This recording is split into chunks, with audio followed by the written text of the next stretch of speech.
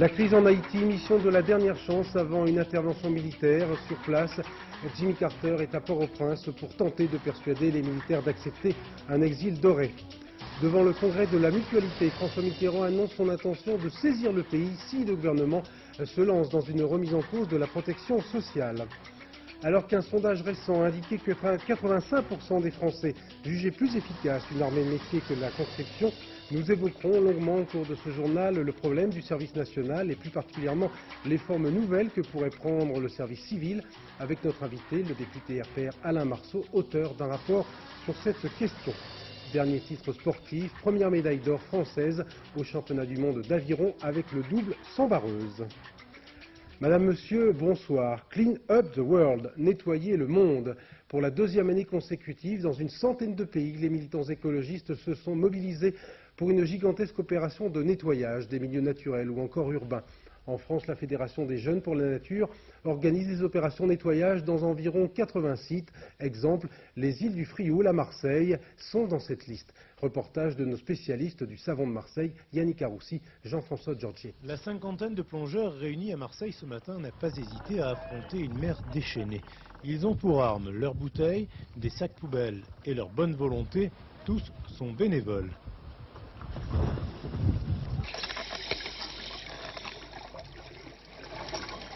Des casseroles, des vieilles chaussures, des bouteilles.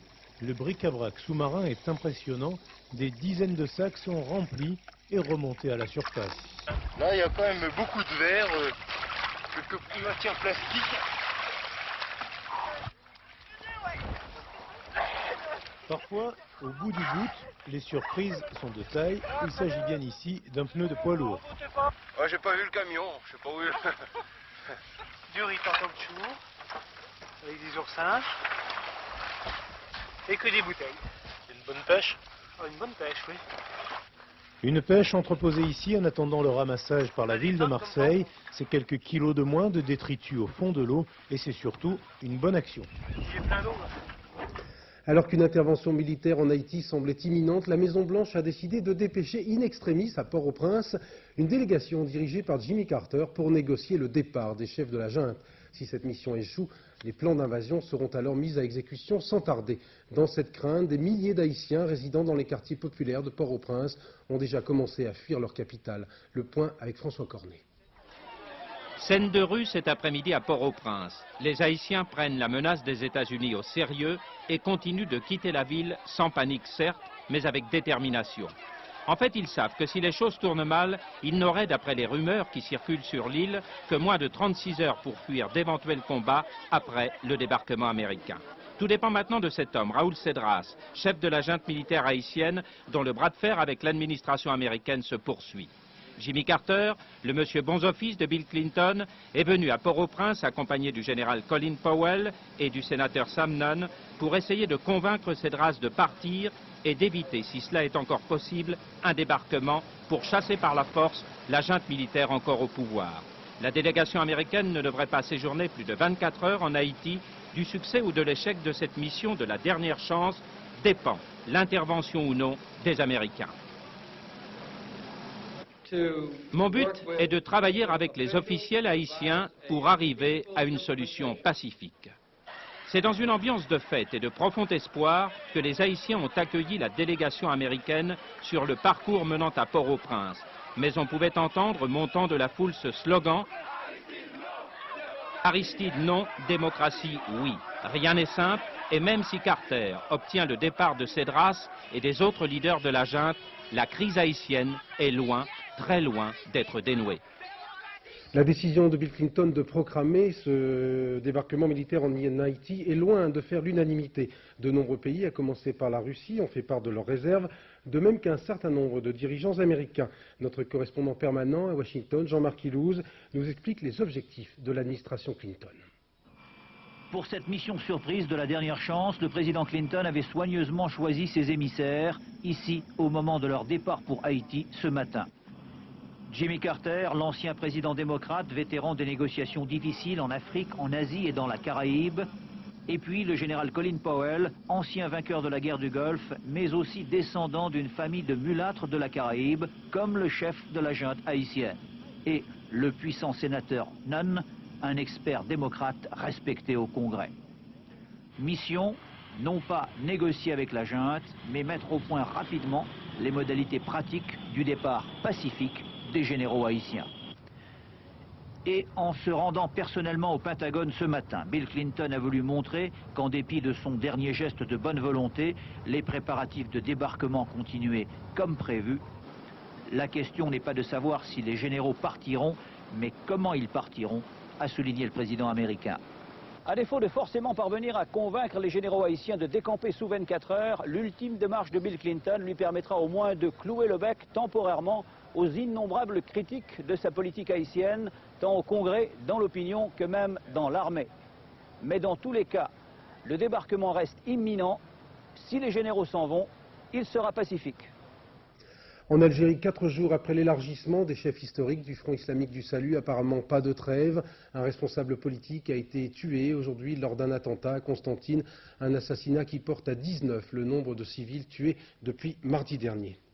D'autre part, Alger n'a pour l'instant pas réagi au communiqué du ministère marocain de l'Intérieur, affirmant que les deux principaux responsables des actes criminels commis le mois dernier au Maroc étaient manipulés par les services algériens de sécurité. Reportage de nos envoyés spéciaux au Maroc, Anne Poncinet, Philippe Turpin. On croyait pourtant avoir cerné le profil des 4 hommes emprisonnés depuis 3 semaines derrière la lourde porte de la prison de Fès. Les 2 semaines d'enquête conjointe des polices marocaines et françaises orientaient l'affaire vers un réseau structuré d'activistes islamistes basés en France et agissant au Maroc. Mais hier, dans un communiqué largement repris par la presse ce matin, le ministre de l'Intérieur affirme voir derrière ces attentats la main de l'Algérie. Selon les Marocains, les 4 interpellés de Fès travaillaient pour 2 commanditaires marocains, nom de code Rachid et Saïd, eux-mêmes manipulés par les services algériens. Je vous confirme que les commanditaires des protagonistes de Marrakech sont manipulés par la sécurité militaire algérienne. Et que ces commanditaires ont été entraînés en Algérie. C'est la première fois que cette piste est officiellement évoquée, même si depuis longtemps la rumeur en faisait état. Elle ne surprend donc pas ici. C'était le secret polichinelle, ça fait belle lurette, on en parle dans les cafés en lisant la presse, etc. C'est-à-dire que les relations ne doivent pas être interrompues entre le Maroc et l'Algérie. Si on avance ce genre de préjugés.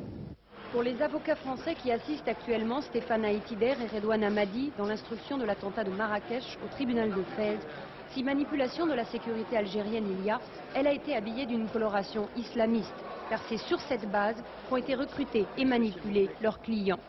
Ce sont 2 enfants français qui, à un moment, ont été happés par une organisation islamiste et envoyés, et sans doute trahis par cette même organisation islamiste, à des fins de déstabilisation du Maroc.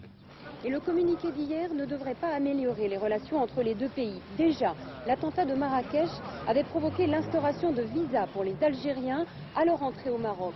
Puis l'Algérie avait fermé sa frontière. La crise dure maintenant depuis 3 semaines.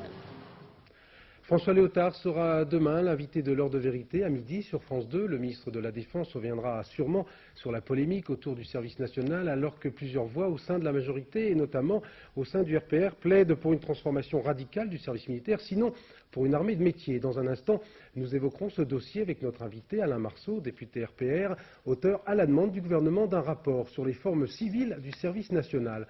Auparavant, les termes du débat avec Éric Lemasson et François Granier. Tu seras un homme, mon fils. Et pourtant, le fossé se creuse entre les Français et l'idée même de service militaire. Un récent sondage commandé par le RPR montre que 85% des Français estiment que l'armée de métier serait le système le mieux adapté pour la défense du pays. Ils en sont mécontents, enfin, si tant est que cela soit prouvé, pour un certain nombre de raisons qui tiennent premièrement au fait que parfois le service n'est absolument pas intéressant, que les responsabilités qui leur sont confiées ne sont pas intéressantes, et je pense aussi qu'il y a confusément quelque part un sentiment d'injustice qui se développe, parce que, je le répète, quand un Français sur 3 n'effectue pas le service militaire, les 2 autres sont en droit de s'interroger. La gestion du nombre d'appelés, c'est justement ce qui pose problème. Avec la baisse des effectifs de l'armée de terre, les besoins en appelés eux aussi diminuent, alors que dans le même temps, le nombre de jeunes reste stable. Aujourd'hui, près d'1 jeune sur 3 est donc exempté. L'égalité devant le service national n'est plus respectée. Pourtant, les cadres militaires sont formels. La France ne peut se passer de ses conscrits. En Bosnie, par exemple, 40% des 6000 casques bleus français sont des appelés. Nous avons besoin de gens préformés, que ce soit dans le domaine de l'informatique, dans le domaine de la mécanique, dans beaucoup d'autres domaines. Et les appelés nous donnent une solution, je n'hésite pas à le dire, économique, pour disposer de ce que nous appelons en termes techniques des emplois militaires à caractère professionnel. Et puis, il y a le principe de la conscription qui, depuis 1905, a toujours été solennellement réaffirmé. Les prochaines mesures Léotard viseront donc surtout à développer les formes civiles du service national.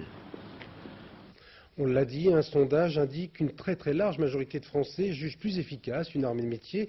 Alors qu'en pensent les premiers intéressés? Je veux parler bien sûr des appelés. Reportage de Daniel Wolfrom et d'Éric Delagneau.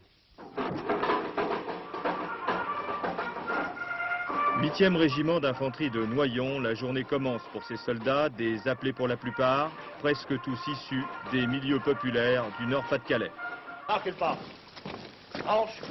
Le régiment compte 800 hommes encadrés par des professionnels. Ils forment la base de l'armée française.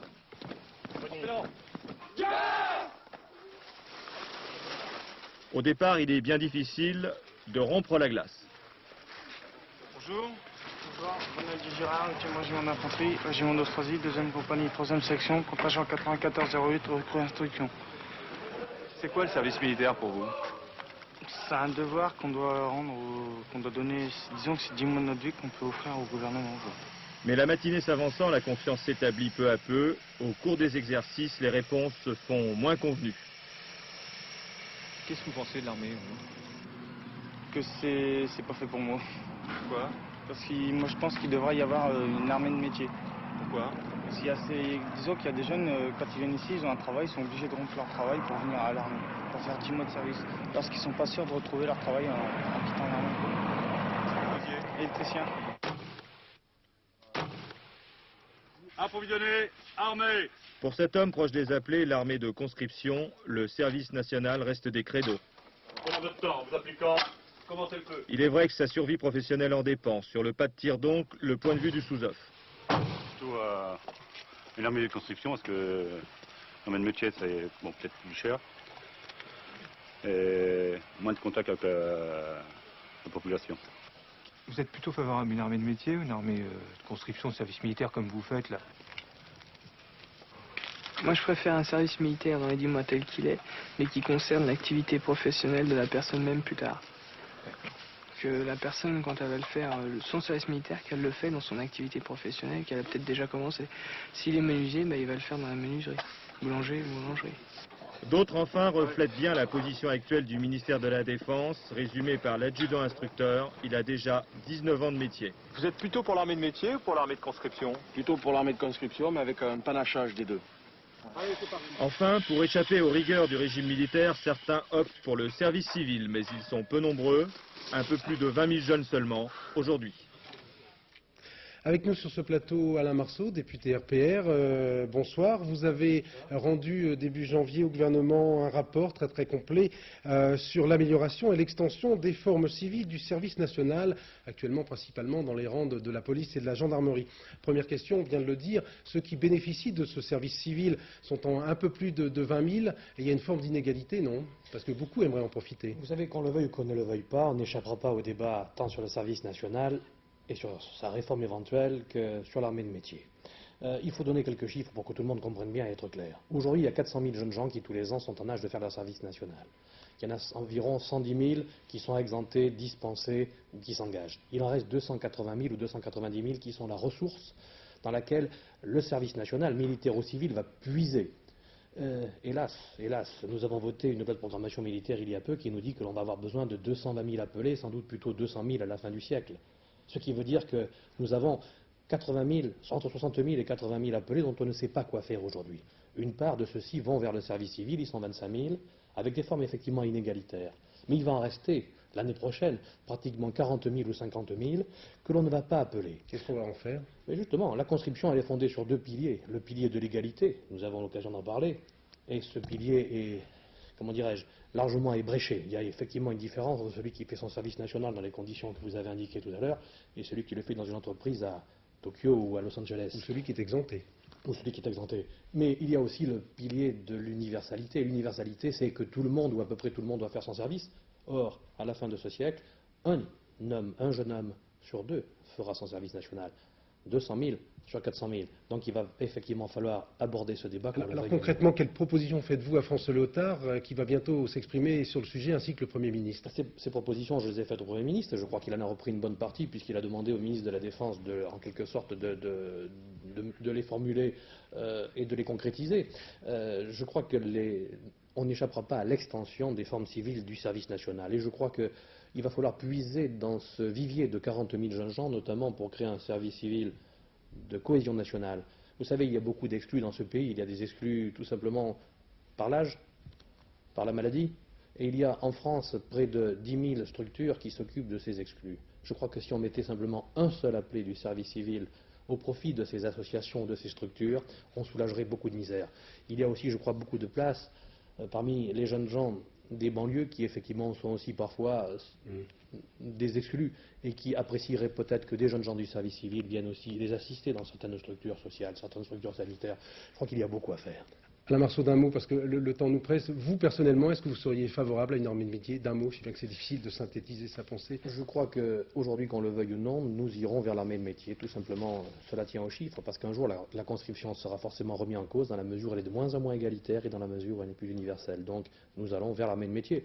Le tout est de savoir quand nous irons. Je pense que le prochain septennat verra sans doute ce débat s'ouvrir, et c'est un vrai débat de société que personne ne devra fuir. Merci. En tout cas, nous reviendrons sur ce grave débat dès demain, puisque je vous le rappelle, le ministre de la Défense, François Léotard, sera l'invité de l'heure de vérité sur France 2. Bien que victime d'une extinction de voix, François Mitterrand a haussé le ton ce matin à Bayonne en clôturant le 34e congrès de la Fédération nationale de la mutualité française. Le président a en effet rappelé avec force son rôle de gardien des acquis sociaux et il a annoncé son intention de saisir le pays, c'est son expression, si le gouvernement se lance dans une politique de profonde remise en cause de la protection sociale. Jean-Baptiste Prédailly. C'est comme une tradition, presque un rendez-vous de famille. Chaque année depuis 1982, François Mitterrand assiste au congrès de la mutualité française. À Bayonne aujourd'hui, pas question de manquer ce rendez-vous, surtout en ces temps de débat autour de la protection sociale. Les mutualistes attendaient un message du président de la République. Ils l'ont eu, mais d'abord brouillé pour cause de laryngite. Inopportune extinction de voix, c'est assez contradictoire avec un discours devant un si vaste public. Ainsi va la nature. Que plutôt que de déclarer forfait, je vais simplement compter sur votre attention, sur la puissance des micros et sur une patience que vous voudrez bien m'accorder. Même à mots voilés, le message reste ferme. Une mise en garde contre toute atteinte aux acquis sociaux. Je comprends votre crainte de voir se dégrader la protection sociale. Cette inquiétude se renforce lorsque j'entends proposer des politiques, pas tous naturellement, qui prennent comme une allure de revanche sociale sur un siècle de progrès. Si la cohésion sociale se trouve menacée, François Mitterrand l'a dit, il en appellera au pays. C'est l'autre message de la journée, un président présent malgré la maladie et présent d'abord sur le terrain social. Dans une tribune libre publiée par Le Monde, Charles Pasqua réagit très vivement aux déclarations de François Mitterrand sur son passé, lundi soir sur France 2. Pour le ministre de l'Intérieur, il semble bien qu'il y ait désormais la volonté de nier l'acte fondateur du 18 juin. Charles Pasqua craint de voir se profiler une révision de notre histoire. À noter également cette interview de Jean-Marie Le Pen au Figaro, cette fois Jean-Marie Le Pen qui affirme que s'il n'est pas présent au second tour, il est certain qu'Édouard Balladur aurait un préjugé favorable de la part du Front National car Jacques Chirac a fait tout ce qu'il a pu pour nous dissuader de voter pour lui. Fin de citation. Après la disparition hier du cardinal de Courtrai, Jean-Paul II a rendu hommage aux pasteurs passionnés par la parole de Dieu, attentifs aux plus pauvres. Les funérailles de l'archevêque de Lyon auront lieu jeudi. Pour mieux comprendre comment cette disparition est vécue à Lyon, ce reportage de nos correspondants Françoise Vallée et Olivier Jacquelin dans les studios de Radio Fourvière, une radio lyonnaise créée par Monseigneur de Courtrai lui-même. C'est avec cette musique de Jean-Sébastien Bach, un concerto pour violon et orchestre que Monseigneur de Courtrai appréciait tout particulièrement, que nous ouvrons cette heure en mémoire du cardinal qui nous a donc... Une radio thématique chrétienne et généraliste, c'est ce dont rêvait le cardinal de Courtrai dès son arrivée dans la région. Il existait à Paris Radio Notre-Dame, à Lyon le 1er avril 82, Radio Fourvière émet à son tour. Elle est devenue aujourd'hui un réseau de 36 radios et diffuse partout en France. Le père de Courtrai avait cette grande envie, au fond, de faire que si les gens ne viennent plus tellement dans les églises écouter les prêches, eh bien que l'église prenne les moyens de rejoindre quiconque voulait bien se brancher sur un message qui est un message d'espérance et de joie. Alors lui qui avait une espèce de hantise que la vérité, que la joie, que l'évangile, que la personne du Christ soit connue, il s'est dit mais c'est un bon moyen. Depuis le malaise de Monseigneur de Courtrai lundi dernier, les 250 bénévoles et la vingtaine de permanents de la radio bousculent les programmes pour diffuser les nombreux messages des auditeurs. C'est une petite fille de 9 ans, d'origine algérienne, qui nous dit comment elle a été touchée par le père de Courtrai. J'ai été bénie plusieurs fois par le père de Courtrai. Quantité d'émissions, de témoignages, de rediffusion d'émissions enregistrées par le cardinal de Courtrai sont programmées. Et cela jusqu'à vendredi 23 septembre prochain. Radio Fourvière, qui a été présente dans tous les grands moments de la vie catholique française, retransmettra jeudi en direct la cérémonie d'adieu au cardinal de Courtrai.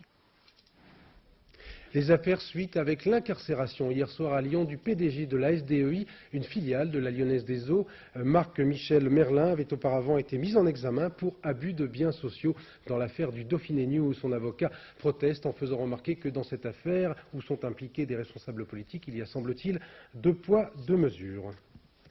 Le salon de la pêche de loisirs s'est ouvert hier, porte de Versailles, à Paris.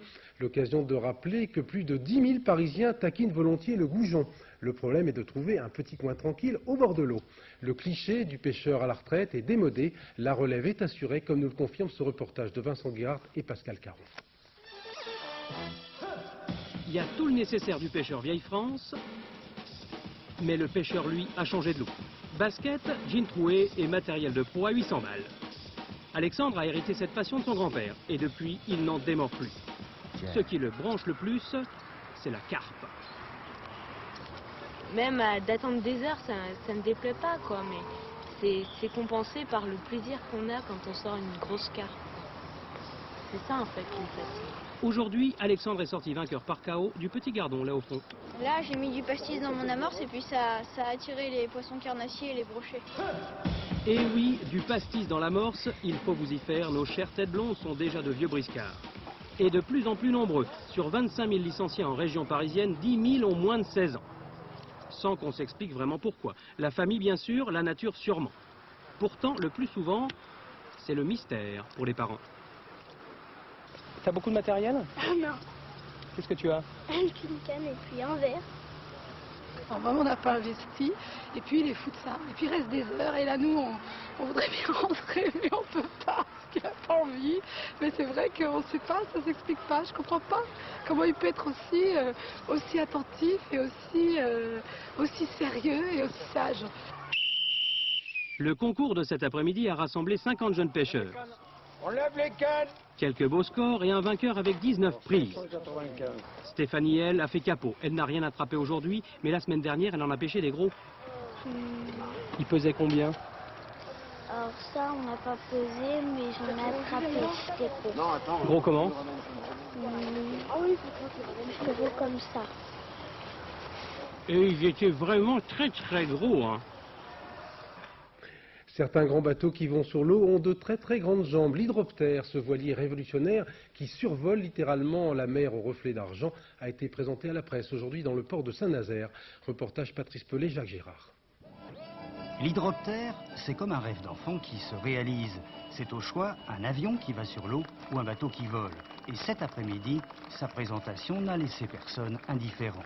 C'est Alain Thébault, ce jeune skipper, qui a eu l'idée de sa conception voilà 10 ans. Poursuivant l'idée d'Éric Tabarly, il a aujourd'hui à sa disposition ce coursier des mers de 18 mètres de long. Ce bateau est une réalisation totalement novatrice. Ce sont ces immenses bras, ces foils, qui se chargeront de le faire décoller. Il y a d'énormes efforts car la densité de l'eau étant importante, les efforts que l'on trouve sur ce foil, qui est une aile d'avion, sont aussi importants que ce qu'il y a sur l'aile d'un Rafale en vol à grande vitesse près du sol. Le résultat, le voilà sur ce prototype au tiers réalisé l'année dernière. Passé la vitesse de 10 nœuds, 18 km/h, le bateau décolle. Libéré de l'élément liquide, il peut atteindre la vitesse fantastique de 60 km/h. Pendant 10 ans, Thébault a croisé et recroisé les meilleurs industriels de France qui finalement lui ont fait confiance. Le Centre national d'études spatiales, Dassault, Matra Défense et même les responsables de la délégation générale de l'armement, l'Étincelle. Je me promenais au salon du Bourget aéronautique, puis dans un coin j'ai vu ce qui m'a semblé être un petit bateau avec un garçon à côté qui s'est précipité sur moi. Il voulait me voir, si vous voulez, à cette époque pour me présenter l'idée de l'hydroptère et puis pour que peut-être je l'aide à trouver un certain nombre de gens pour s'intéresser à cette aventure. La réaction en chaîne s'est étendue puisque France Télévisions sera le partenaire des futures tentatives de record de traversée comme celle de l'Atlantique, mais il faudra tenir le manche. Avant le décollage, comme un avion sur une piste de décollage, tu prends de la vitesse, tu tires un peu le manche en donnant un cabré, en agissant sur cette gouverne de profondeur. Ensuite, l'avant s'extrait de l'eau, puis tu donnes à piquer, puis le bateau accélère. Et puis après... Dans quelques semaines, il sera à la mer pour les premiers essais. Au printemps 95, première tentative de record de traversée. Face à Serge Madec, Florence Artaud et les autres, l'hydroptère va relancer tous les paris. Et dans notre série Il faut savoir ramer, saluons les efforts de Christine Goss et d'Hélène Cortin qui ont donné ce matin à la France un premier titre au championnat du monde d'aviron à Indianapolis. François Brabant. Une petite bise, monsieur l'officiel? Non? Bon, tant pis. Hélène Cortin ne va pas en faire un drame. Après tout, sa journée aurait pu se terminer plus mal. Avec Christine Goss, elle forme depuis 2 ans le meilleur 200 barreuses de la planète. Aujourd'hui, toutes deux défendaient leur titre de championne du monde et pour des favorites, elles étaient bien mal parties. Aux 1500 mètres, ce sont les Roumaines qui mènent et qui mènent depuis le début. 1 longueur et demie de retard, c'est beaucoup, mais les Françaises souquent ferme et les Roumaines faiblissent. À l'arrivée, Christine Goss et Hélène Cortin l'emportent avec 3 secondes d'avance. C'est le premier titre français dans ces championnats du monde d'aviron et ce ne sera sûrement pas le dernier. Car en tout, il y a 9 bateaux français engagés dans les finales. Avec cette médaille d'or, ça démarre pas mal, même si dans les autres courses, ça n'a pas été aussi brillant. Pas de médaille en 4 de couple poids léger messieurs, remporté par l'Autriche.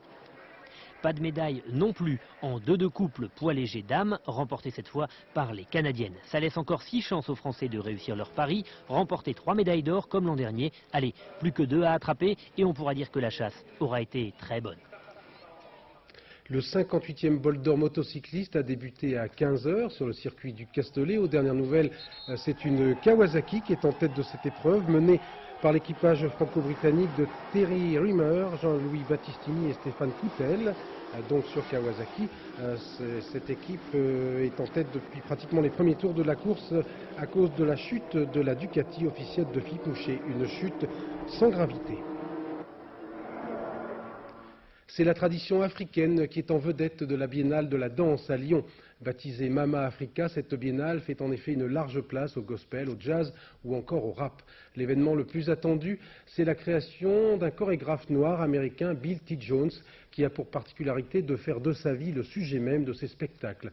Ce chorégraphe, lui-même séropositif, n'a pas hésité à s'attaquer à un sujet tabou, la maladie, juste avant la mort. Reportage Thierry, Jacques Gérard. Cette fois-ci, Bill T. Jones ne restera sur scène que quelques secondes. Il ne danse pas. Par pudeur. Parce que l'histoire du spectacle est un peu la sienne, ou du moins qu'elle le touche de trop près. Chorégraphe séropositif qui a perdu son compagnon du sida, il a imaginé un ballet ayant pour unique thème la maladie, la mort. Chorégraphie solidarité qui souligne la nécessité et la difficulté d'accompagner celui qui va mourir. Derrière les danseurs, les visages de ceux que Bill T. Jones a écoutés pendant 2 ans. Des malades au stade terminal. Certains d'entre eux ne sont plus là. Il reste leur message. Vivre vite. Vivre pleinement. Je leur ai demandé de me dire comment on peut vivre quand on sait sa vie menacée.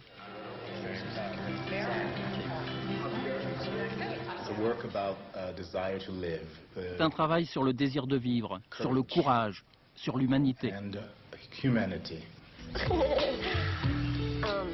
Ils évoquent leur quotidien, leur survie, et les danseurs prêtent leur corps à leurs mots. Et comme Billy Jones ne manque pas d'humour, à froid, titre du spectacle, encore ici. Un spectacle triste? Non, un chant d'espoir. People who have died are underneath me, holding me up. I'll just slip out, slip out. Avant de vous souhaiter une excellente soirée à l'écoute de nos programmes, ces images d'un balai d'un tout autre genre, balai dans l'espace, effectué par les 2 astronautes de la navette Discovery qui ont testé avec succès un nouveau sac à dos propulseur qui leur permet d'évoluer sans filin dans l'espace.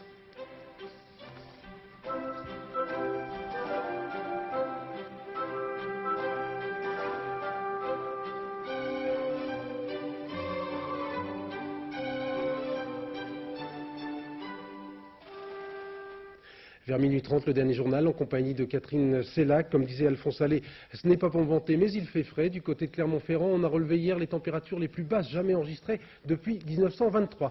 Dans un instant, Nathalie Rouet nous confirmera la poursuite de ce temps frais et maussade. Bonne fête au Renault. Je vous donne rendez-vous demain à 13 h et vous souhaite une excellente soirée en vous laissant méditer sur cette pensée profonde. Plus grande est la foule, plus aveugle est son cœur.